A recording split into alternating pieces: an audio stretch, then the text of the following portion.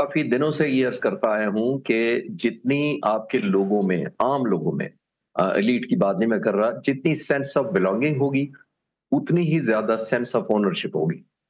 بڑا ہی simple. That means کہ ایک عام آدمی جس کو یہ پتا ہو کہ یہ جو اس وقت لیڈر ہے، جو اس وقت منسٹر ہے، جو اس وقت ڈپٹی کمشنر ہے، جو میری ہی ایکسٹینڈیڈ فارم ہے، میرے حلقے، میرے علاقے، میرے صوبے سے ہی ہے، نمبر ون میری مسئلے کو سمجھتا ہے. اور مجھے اپنی ایفرٹ، اپنے ریسورسز کے حساب سے، ظاہر ہے ہم فرسٹ ورلڈ یا سپر پاور نہیں ہیں، اپنی لمیٹیشنز اور اپنی فیسلٹیز اور اپنے پریویلیجز کے ساتھ ساتھ میرا بھی خیال کرتا ہے یا نہیں کرتا ہے. دنیا میں جب بھی انقلاب آئے ہیں بڑے، وہ دو وجہ سے آئے ہیں. ایک، جو حکمران ہوتے ہیں ان میں پاکستان کی بات نہیں کر رہا، جتنے بھی دنیا میں آئے ہیں وہ ایک ہوتا ہے جو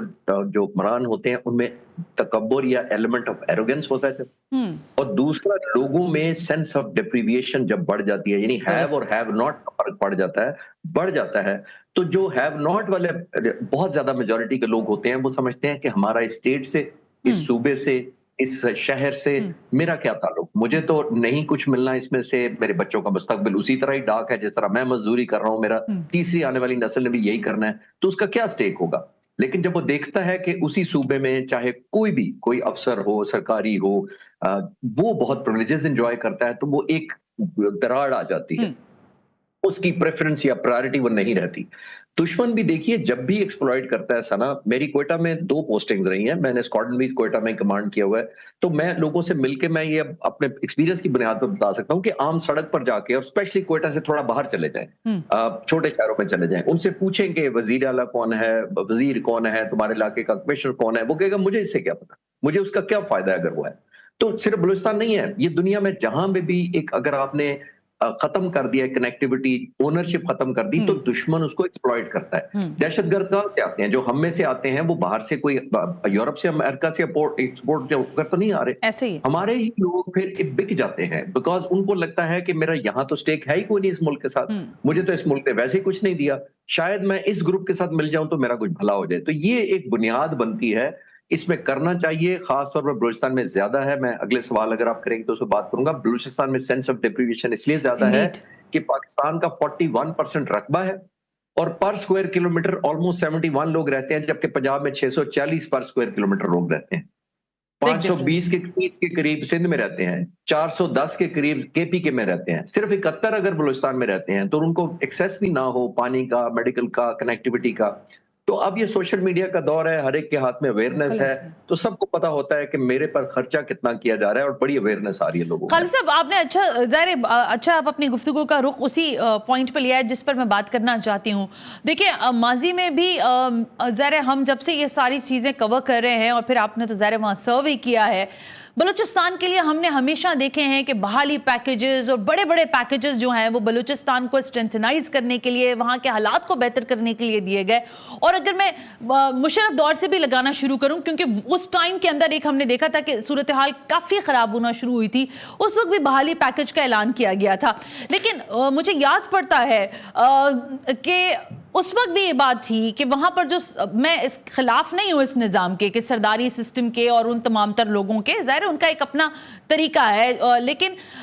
یہ بات بار بار بلوچستان کے حوالے سے اٹھائی جا رہی تھی خالد صاحب، ماضی میں بھی بڑی شد و مد کے ساتھ، کہ سرداری سسٹم نے اس کو بہت زیادہ ڈپرائیو کر دیا ہے وہاں کے لوگوں کو. وہاں پہ وسائل کو جو ہے وہاں استعمال کرنے کے لیے شاید وہی سرداری سسٹم یا ایلیٹ کلچر ہے جو اس کو انجوائے کرتا ہے، رادر کہ اس پیکج کے تھرو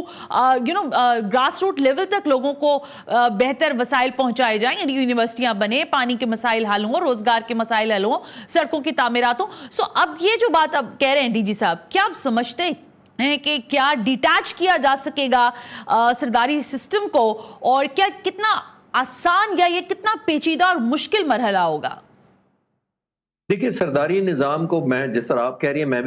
میں اس کے خلاف نہیں ہوں، لیکن اگر سرداری نظام لوگوں کی ویلفیئر، ان کی جو ویل بینگ ہے، ان کی جاب اپرچونٹیز ہیں، ان کو انصاف ملنے کے لیے، ان کو سیوک فیسلٹیز کے رستے میں رکاوٹ بن جائے، تو میں اس سسٹم کی بات کر رہا ہوں، اس کو نام جو مرضی دے لیں. دیٹ مینس کہ جو لوگوں تک فلٹر ڈاؤن ہونی چاہیے چیزیں. میں ایک چھوٹی سی مثال ہے، کچھ عرصہ پہلے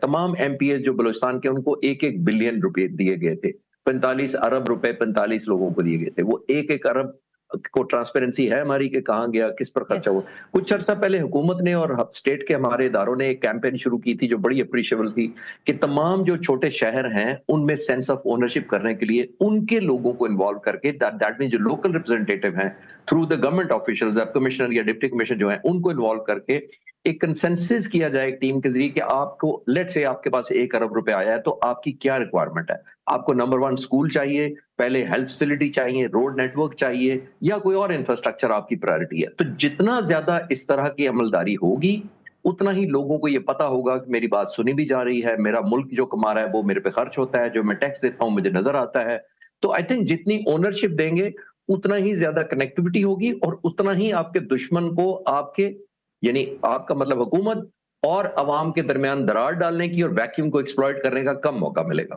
खालिद साहब, मुझे पता है कि आपको जाना है, लेकिन मैं आखिरी बस अगर आप छोटा सा इसका जवाब मुझे दे सके,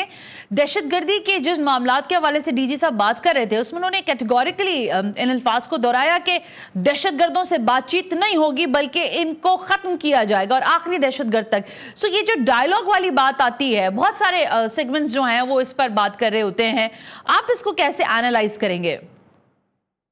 देखिए, जो तो हुकूमत के खिलाफ आर्म स्ट्रगल नहीं कर रहे उनसे एंगेजमेंट होनी चाहिए। पॉलिटिकल डिफरेंसेस अपनी जगह है, सेंस ऑफ ओनरशिप बिल्कुल होनी चाहिए, एक सेंस ऑफ बिलोंगिंग। अगर कोई एज अ स्टेट के मुकाबले में आता है तो जाहिर है उसके मुकाबले में तो स्टेट फिर अब कम बैक करेगी और उसी तरह करेगी जैसे DGSPR ने कहा है। मैं तो ये कनेक्ट करने की कोशिश कर रहा हूँ कि जैसे चाइना में लोकल बॉडीज का बजट 85% लोग खुद खर्च करते हैं, पाकिस्तान में 5% करते हैं। जरा विजुलाइज कर लें कि चाइना में अगर जैसी भी वेलफेयर वो करते हैं, दैट मीन्स लोकल बॉडीज करते हैं। आप न्यूयॉर्क का अगर मैं आपको एक शख्स का नाम पूछूं तो आपको शायद, मुझे भी नहीं पता होगा ममदानी के अलावा,